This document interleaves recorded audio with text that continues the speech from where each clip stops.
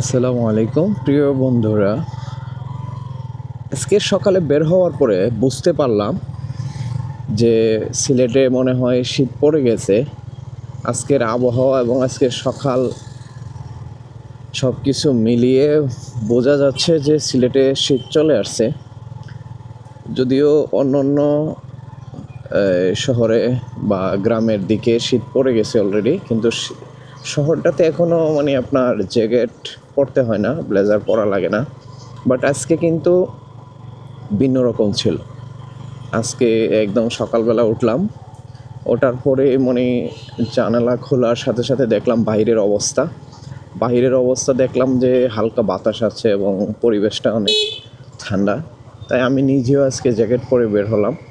অন্য দিন জ্যাকেট লাগে না, বাট আপনারা দেখতে পাচ্ছেন অনেকে মোটরসাইকেল চালাচ্ছে, আশেপাশে লোকজন হাঁটতেছে, তারা সবাই কিন্তু শীতের পোশাক পরিধান করে সব কিছু করতেছে। বললাম না এই যে শীত চলে আসছে। তো মোটরসাইকেল বাইকারদের জন্য আসলে অত্যন্ত কষ্টদায়ক মাস শুরু হতে যাচ্ছে। যদিও আমি একজন রাইডার হিসেবে আমার বক্তব্য হচ্ছে আপনার, আমি হালকা গরমটাতেই অনেক স্বাচ্ছন্দ্য বোধ করি। আর বাইক চালিয়ে মজা হচ্ছে আসলে গরমের দিনে, কারণ আপনি একটা টি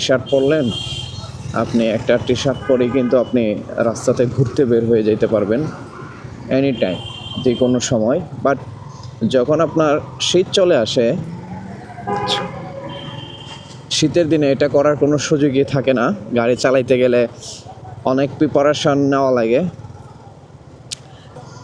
তো মেন্টালি প্রিপারেশনটা কীরকম থাকে, প্রথমে আপনি একটা মোটাসোটা একটা গেঞ্জি পরবেন। গেঞ্জি পরার পরে এটার উপরে ভালো একটা জ্যাকেট পরবেন। জ্যাকেট পরার পরে শুধু শেষ না, আপনি হাতে তো গ্লাভস নেওয়া লাগবে, ভালো একটা প্যান্ট পরা লাগবে মজবুত দেখে। তারপরে আপনার গরমের দিন তো একটা স্যান্ডেল পায়ে দিলেই চললো, স্যান্ডেল পরাই যাবে না, আপনাকে শু পরতে হবে মাস্ট। পরে দেন হচ্ছে প্রিপারেশন নিয়ে বেরোতে হবে যে আমি আবার ঘুরতে যাব। তাও আবার প্রচণ্ড রকমের ঠান্ডা থাকলে এগুলোও আপনার বাতাস লাগবেই। এই জিনিসটা আসলে খুব কষ্টদায়ক মোটর বাইকারদের জন্য। তো আশা করি আমি বুঝাইতে পারতেছি। আজকে সকাল সকাল বের হলাম এই জন্যই, শীতের অনুভবটা নেওয়ার জন্য আসলে। তবে শীত যেহেতু শুরু হয়েছে, শুরুটা অনেক মিষ্টির।